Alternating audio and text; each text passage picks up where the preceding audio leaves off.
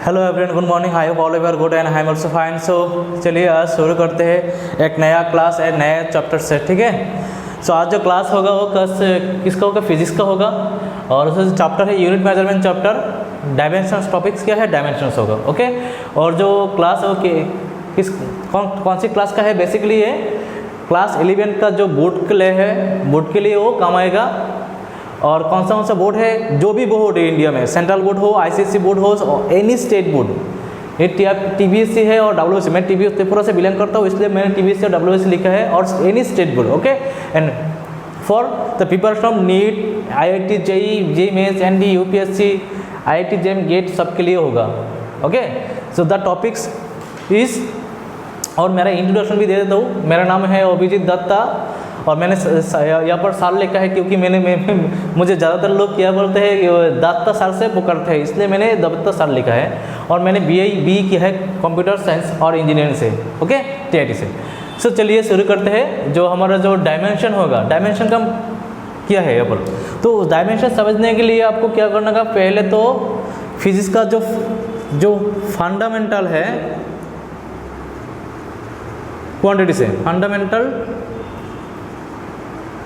Quantities, physics का दो तरह का क्वांटिटी से होता है फिजिक्स में, ठीक है। एक है फंडामेंटल क्वांटिटी से और एक डिराइव्ड क्वांटिटी से। So what are the fundamental quantities? Fundamental quantities कौन सा है? तो देयर आर कितने हैं? 7 क्वांटिटीज। There are 7 physical fundamental quantities है, quantities, okay. There are 7 fundamental quantities. Those are they are number 1 mass है, 2 नंबर लेंथ है, तीसरा है टाइम, चौथा है टेम्परेचर, और पांचवा है टेम्परेचर करेंट, छठवा है 6 नंबर होगा अमाउंट ऑफ सब्सटेंस और moles, number of moles, okay, और number of moles. 7th number है लुमिनियस,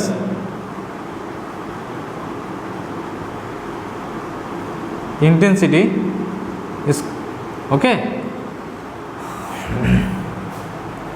सो सर मेरे क्वेश्चन ये है कि सर फंडामेंटल क्वांटिटीज तो 7 है, वो तो पता चल गया, आपने लिख दिया, पर उसका जो फंडामेंटल क्वांटिटीज क्या है, उसका डेफिनेशन क्या है? सो सिंपल डेफिनेशन क्या है फंडामेंटल क्वांटिटीज का? The physical quantities which or those cannot be further split. So fundamental quantities those one है जिसको हम फर्दर स्प्लिट नहीं कर सकते फिजिक्स में और फिजिकल अदर क्वांटिटीज में। वो कौन सा है? मास है, लेंथ है, टाइम है, टेम्परेचर है, करंट है, अमाउंट ऑफ सब्सटेंस और नंबर ऑफ मोल्स है, और लुमिनियस इंटेंसिटी है, ठीक है, ओके। और एक है क्या है? और एक है डिराइव्ड क्वांटिटीज। आपको वो पता चलना चाहिए डिराइव्ड क्वांटिटीज क्या है। They are those quantities, those physical quantities, okay, those physical quantities which can be further split or represent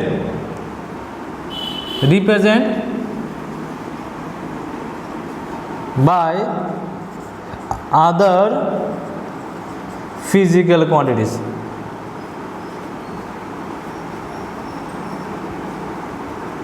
okay. Example क्या है इसका? एग्जाम्पल ले लेता हूँ। फोर्स को क्या लिख सकते हैं हम, मास इंटू एक्सेलरेशन से लिख सकते हैं ना, फाइन। और ले ले तो वर्क डन, दूसरा एग्जाम्पल है वर्क डन। वर्क डन क्या है सर, फोर्स इंटू डिस्टेंस है।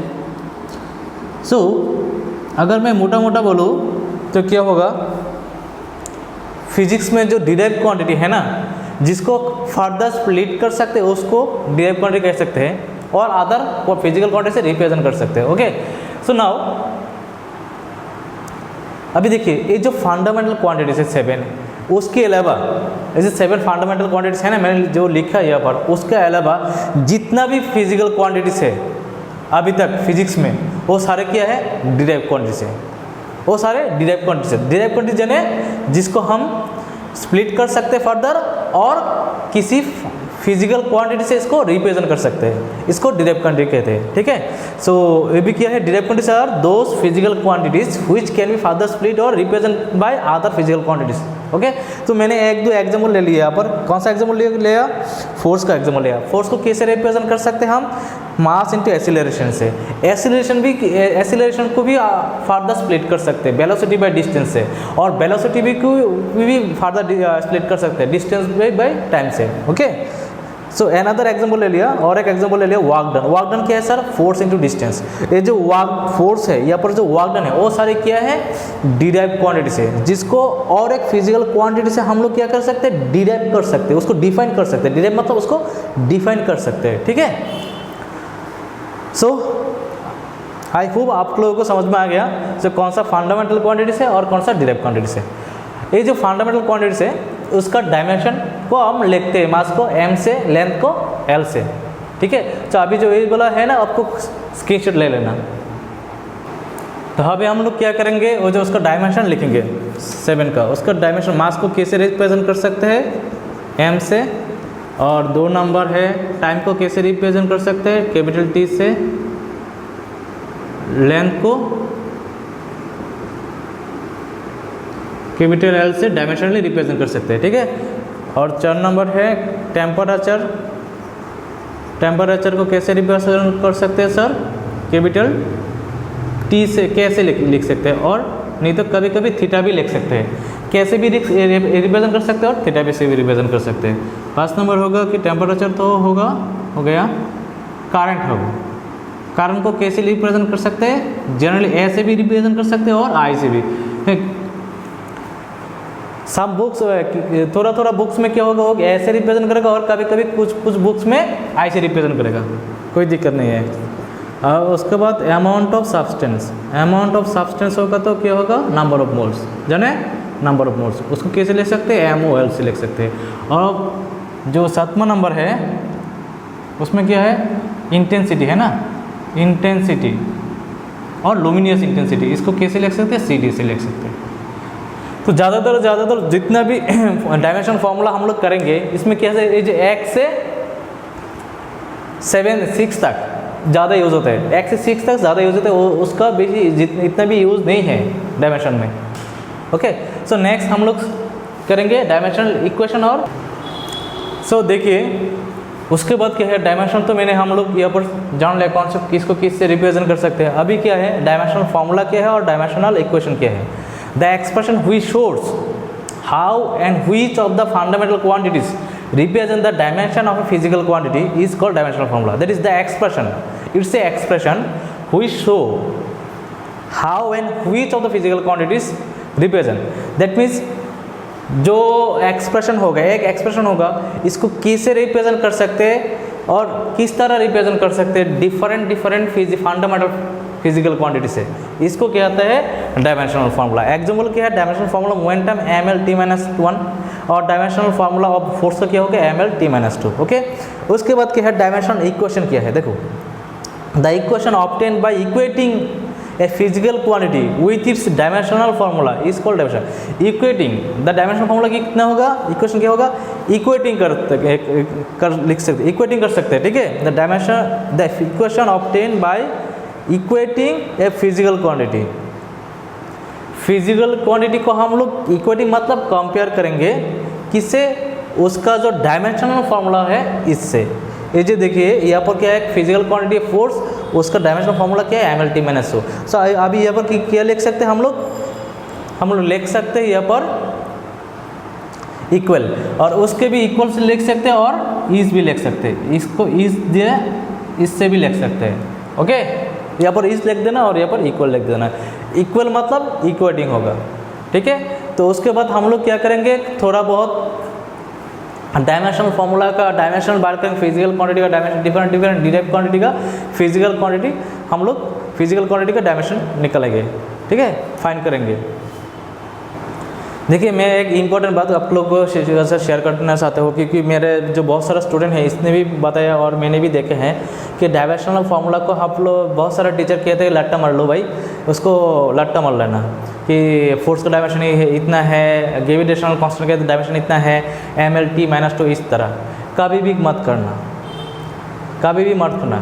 अगर आप लट्टा मारोगे तो आप भूल जाओगे, डेफिनेटली भूल जाओगे। अगर आप टेक्निक से याद रखोगे तो हाँ लाइफ टाइम याद रहेगा, ठीक है। सो मैं यहाँ पर क्या कर रहा हूँ ना, 4 डायमेंशनल दे रहा हूँ, वो जो 4 डायमेंशन दे रहा हूँ ना, उसको आप क्या कर लेना, आपका और आपका लट्टा मारना अच्छा लगता है तो लट्टा मार लेना, उसको याद रखना। मैंने तो वो लट्टा मत मारो भाई, इसको याद रखना। कौन सा है, वेलोसिटी का है, एक्सीलरेशन का है, फोर्स का है और वर्क एनर्जी का है। ये जो चारों है ना, ये चारों का डायमेंशन अब आपको अगर आ गया ना, तो आप किसी भी का फिजिकल क्वांटिटी का डायमेंशन है वो जो भी हो वो आप कर सकते हैं, क्योंकि वो जो चारों होगा इससे ही सारे अदर्स फिजिकल क्वांटिटीज़ का डायमेंशन निकल के आएगा, ठीक है, इससे भी होगा। तो पहला वाला क्या है, डायमेंशनल फॉर्मूला वेलोसिटी। वेलोसिटी का डायमेंशन किस तरह से कर सकते हैं, distance by displacement by time, is not it. Velocity मतलब displacement upon time. So sir displacement कितना है, डिस्प्लेसमेंट तो डिस्टेंस है ना, इसको एल से लिख सकते हैं। डिस्प्लेसमेंट क्या है, लेंथ ही तो है ना, तो लेंथ को एल से लिख सकते हैं, मैंने लिख लिया ऑलरेडी। यहाँ पर टाइम को क्या लिख सकते हैं, टी लिख सकते हैं ना।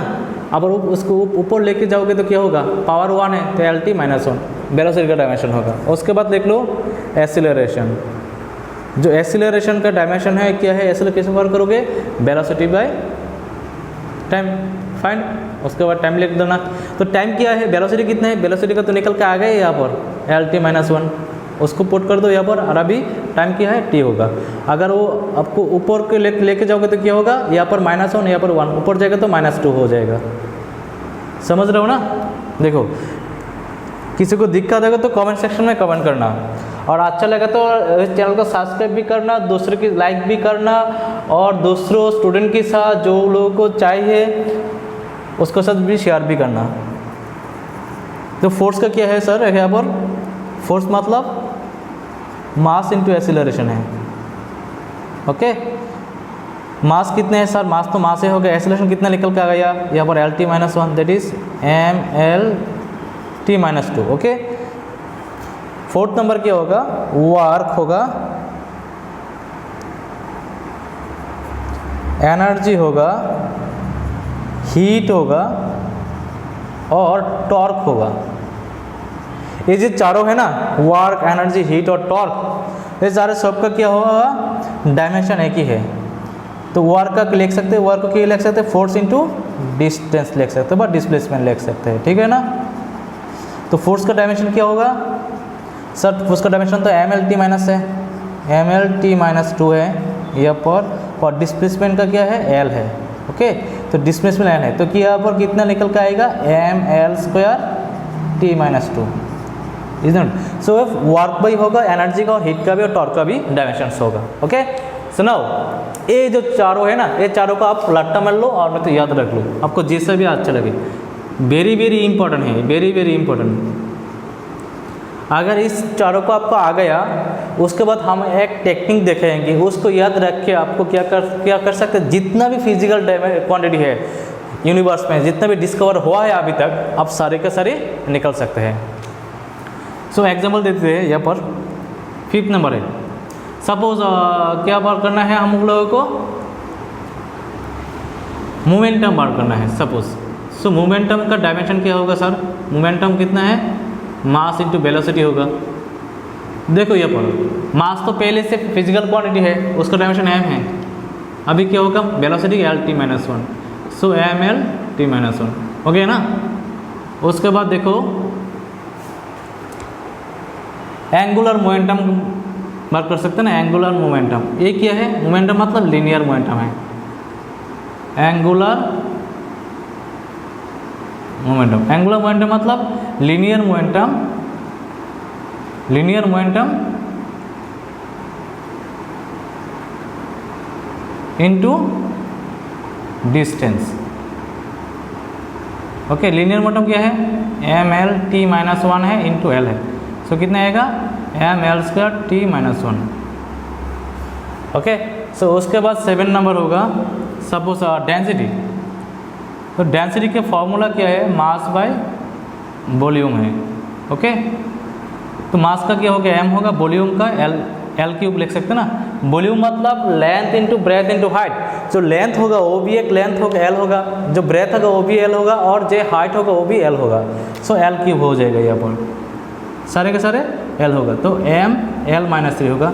उसके बाद लिख सकते हैं पावर को, लिख सकते हैं, देखो पावर को किसे लिख सकते हैं, work by time, work upon time,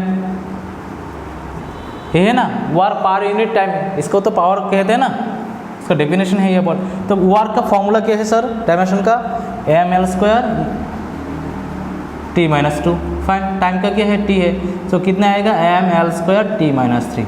देखो मैंने यहाँ पर 4 तो फॉर्मूला दे दिया, यहाँ पर 4 कराया है, जितने भी डिराइव क्वांटिटी कराया है ना वो सारे के सारे में क्या होगा, ये चारों में क्या है, इसका जो फॉर्मूला है वही यूज है, और जितना भी आएगा आगे फिजिकल क्वांटिटीज उतने उसको में भी उन फिजिकल क्वांटिटी में भी ये चारों ही यूज़ होगा, ठीक है। सो आपको क्या करना पड़ेगा, पहले आपको इसको याद रखना पड़ेगा, और उसमें जो फॉर्मूला है, ये जो लीनियर मोमेंटम का फॉर्मूला क्या है सर, मास इनटू वेलोसिटी, और एंगुलर मोमेंटम क्या है, linear momentum into distance, density क्या है, मास बाय वॉल्यूम, पावर क्या है, वर्क बाय टाइम। आपको ये जो फॉर्मूला है ये फॉर्मूला याद करना पड़ेगा। अगर आप याद कर सकते हो, इसको याद कर सकते हो, तो आप मास्टर बन जाओगे डायमेंशन निकलने में और यूनिट निकलने में।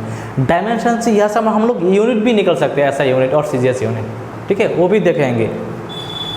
तो चलिए एक स्क्रीनशॉट ले लो ना। तो उसके बाद हम लोग करेंगे यहाँ पर 9th नंबर क्या है, पावर प्रेशर करेंगे, ठीक है।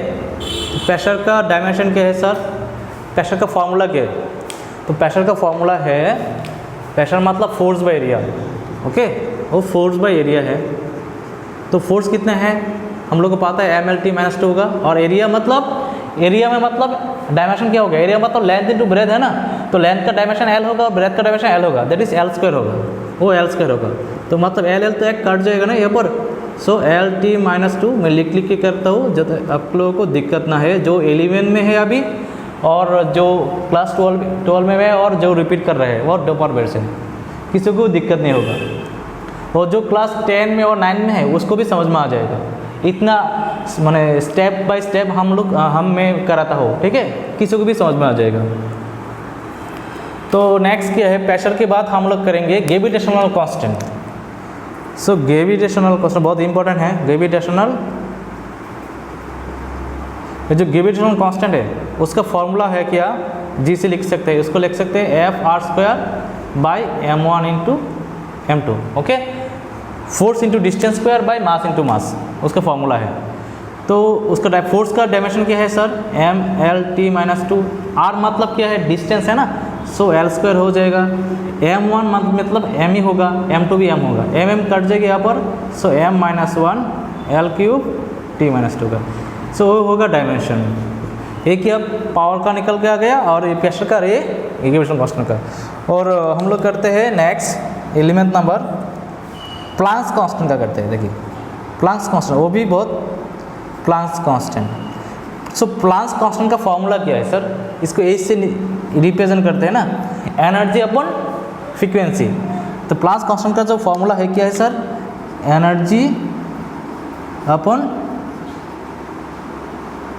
फ्रीक्वेंसी है। तो एनर्जी क्या है सर, एनर्जी का तो डायमेंशन मैंने लिख दिया, M L square T minus 2 होगा, और फ्रीक्वेंसी का टी माइनस 1, ओके। सो उसके बाद क्या होगा, M L square T minus होगा। सो जो प्लांक्स कांस्टेंट है इसका डायमेंशन होगा एनर्जी बाय फ्रीक्वेंसी, मतलब ml का t-2 और t-1 और ml स्क्वायर t-1 होगा, ठीक है, t-1 वो प्लांक्स कांस्टेंट का डायमेंशन। फ्रीक्वेंसी का डायमेंशन क्या है t-1, उसको आप याद रखना पड़ेगा। उसके बाद देखिए 12 नंबर हम लोग करेंगे सरफेस टेंशन। सो सरफेस टेंशन का फार्मूला क्या है, फोर्स बाय लेंथ है, उसका फार्मूला है सर फोर्स बाय लेंथ। तो फोर्स का डायमेंशन क्या है सर, यहाँ पर फोर्स का डायमेंशन है ml t-2, right, ml t-2 उसका है लेंथ, लेंथ तो काट जाएगा ना, सो m t-2 होगा। उसके बाद 13 नंबर करेंगे हम। 13 नंबर में क्या करेंगे, सरफेस एनर्जी करेंगे। तो सरफेस एनर्जी का जो डायमेंशन है वो डायमेंशन क्या है, वर्क बाय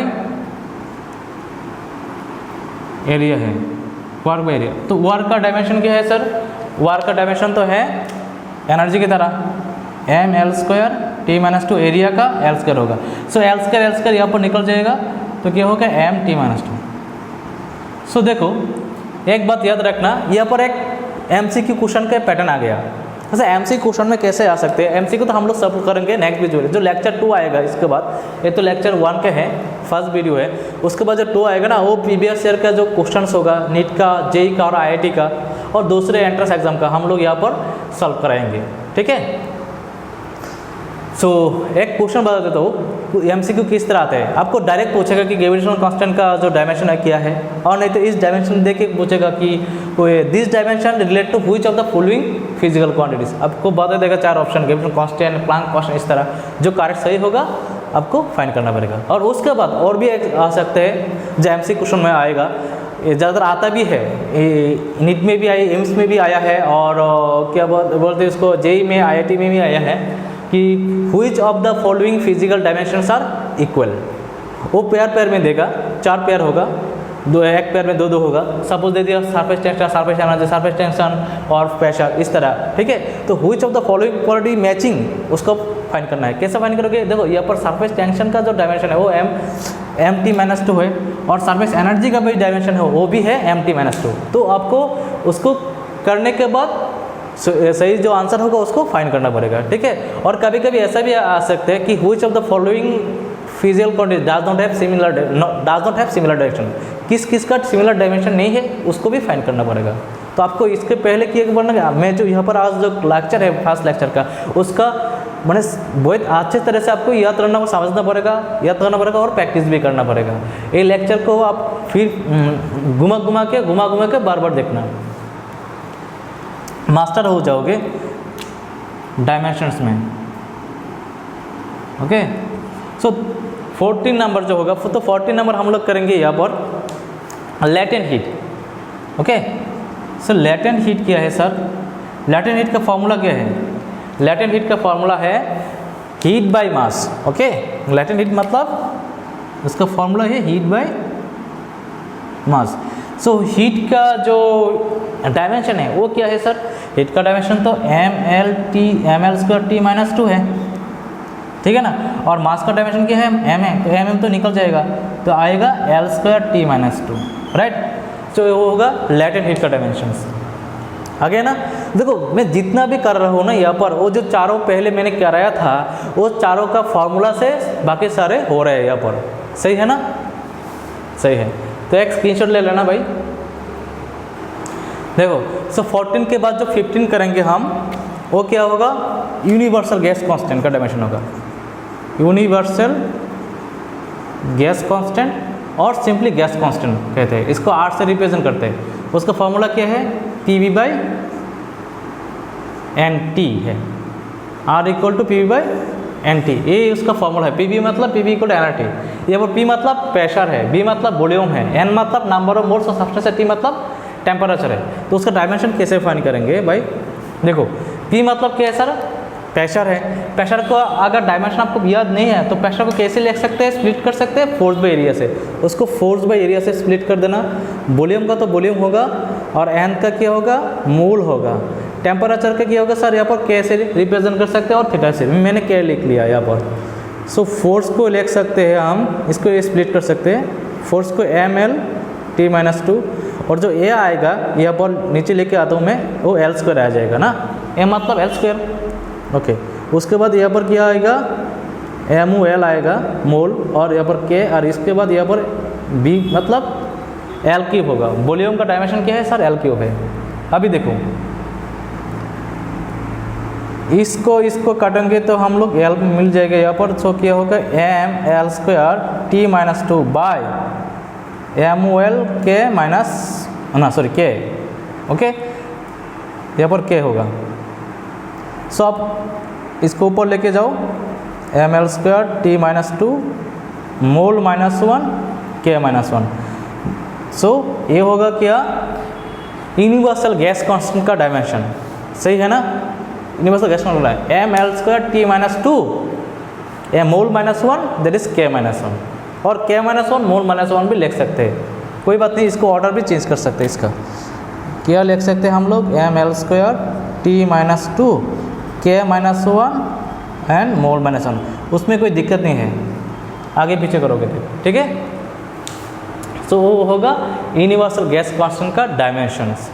उसके बाद हम लोग करेंगे एंट्रोपी का डायमेंशंस। ओके, 60 नंबर का एंट्रोपी। सो एंट्रोपी का क्या है, एंट्रोपी का फॉर्मूला क्या है सर, एंट्रोपी का फॉर्मूला है heat by temperature. Okay, heat by temperature, entropy का फॉर्मूला है सर हीट अपॉन टेम्परेचर। तो हीट का डायमेंशन तो एक ही है, M L square T minus 2 वार की तरह, और वही टेम्परेचर क्या है, के होगा। So M L square T minus 2 K minus 1 होगा उसका डायमेंशंस। उसके बाद 70 नंबर करेंगे हम लोग, ठीक है। तो 70 नंबर में हम लोग करेंगे electric potential, electric potential. Okay, so 70 number में होगा इलेक्ट्रिक पोटेंशियल, पोटेंशियल। सो उसका जो फॉर्मूला है क्या है, B equal to work by charge, ना कि वर्क बाय चार्ज होगा, that is W by Q।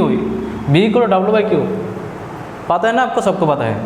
चलो, तो वर्क का डायमेंशन क्या है भाई, वर्क का डायमेंशन तो M L square T minus 2 है ना, सबको पता है, सबको नो, जो पढ़ फोकस से पढ़ रहे हैं, कंसंट्रेशन से पढ़ रहे हैं उसको पता है, डेडिकेशन से पढ़ रहे हैं।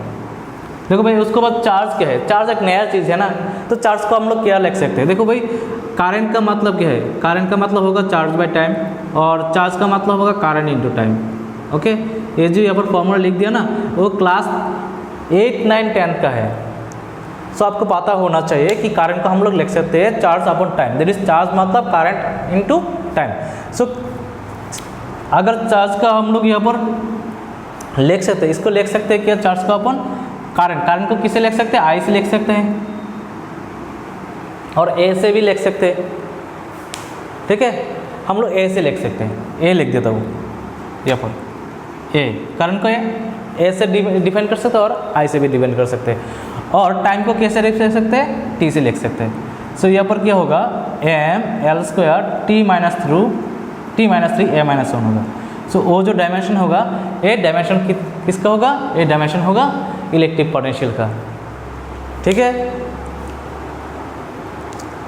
ओके, चलिए।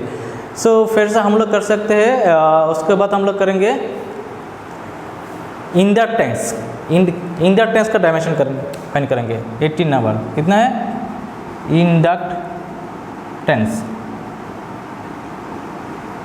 तो उसका फॉर्मूला क्या है, इंडक्टेंस मतलब उसका फॉर्मूला है EMF by current by time, ठीक है। उसका है EMF upon current by time.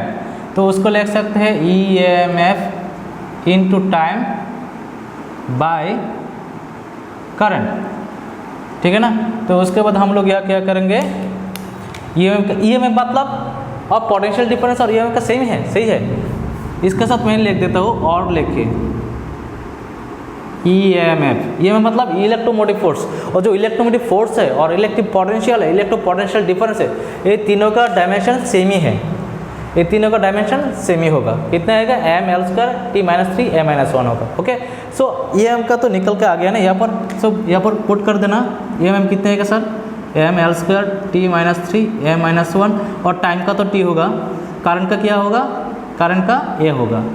अभी क्या होगा M L square T minus 2 that is a minus 2 एक। So M L square T minus 2 A minus 2 होगा, किसका डायमेंशन होगा, M L square T minus 2 A minus 2 होगा इंडक्टेंस का dimension. सो 90 number में हम लोग करेंगे परमिटिविटी ऑफ स्वीपेज। 90 में होगा permittivity of free space. Okay, permittivity of free space. So permittivity of free space का जो फॉर्मूला है उसका फॉर्मूला क्या है, हम लोग इसका फॉर्मूला होगा F into R square by Q1 Q2। देखो इसका formula F equal to 1/4 Q1 Q2 by R square. कौन सा फॉर्मूला है, ये 1/4 Q1 Q2 by R square. ये एक फॉर्मूला है इलेक्ट्रोस्टैटिक फोर्स का, यहाँ से निकल के आ गया। ये जो है नीचे वाला है ना जो एप्सिलॉन 0, वो एप्सिलॉन 0 का फॉर्मूला यहाँ से आ गया। ठीक है, Q1/2 उसको मैंने बोल्ड मिस्टेक लिख दिया। ठीक है, उसका जो फॉर्मूला है क्या है, ए क्या होगा, वो आएगा Q1 Q2 by F R square. ये तो कांस्टेंट है, वो निकल जाएगा एफ आर स्क्वायर। सो अब वो वैल्यू का उसको वैल्यू पुट कर देना यहाँ पर। Q का मतलब क्या होगा सर, Q का मतलब तो होगा 80, चार्ज होगा 80, यहाँ पर भी 80 होगा। फोर्स का मतलब होगा M L T minus 2। Okay fine, R का मतलब एल स्क्वायर होगा। सो अभी देखो यहाँ पर क्या क्या होगा, ए स्क्वायर होगा, ऊपर में टी स्क्वायर होगा, और नीचे में क्या होगा M L Q T minus 2 होगा। ठीक है ना। सो डायमेंशन क्या होगा एम माइनस 1 और एल माइनस 3 ए स्क्वायर टी प्लस टी 4 ए स्क्वायर, यही होगा डायमेंशन ऑफ परमिटिविटी। ठीक है सर, ठीक है ना, ये होगा डायमेंशन ऑफ परमिटिविटी। तो मैंने जितना भी करे, पहले क्या कराया हम लोगों ने यूनिवर्सल कांस्टेंट कराया 15 में, उसके बाद उसका फॉर्मूला से हम लोग क्या किया, डायमेंशन निकल के फाइंड किया। उसके बाद किया कि एंट्रोपी किया, हीट बाय टेम्परेचर। उसके बाद किया इलेक्ट्रिक पोटेंशियल और इलेक्ट्रिक पोटेंशियल डिफरेंस, और ये में सारे सेम ही है वर्क बाय चार्ज से। और चार्ज का डायमेंशन कैसे फाइंड किया, क्योंकि चार्ज क्या है, current equal to charge by time, that is charge equal to current by time, वहाँ से निकल के आ गया ना। करंट का मैंने डायमेंशन लिया ए, और टाइम का तो टी होगा ए टी।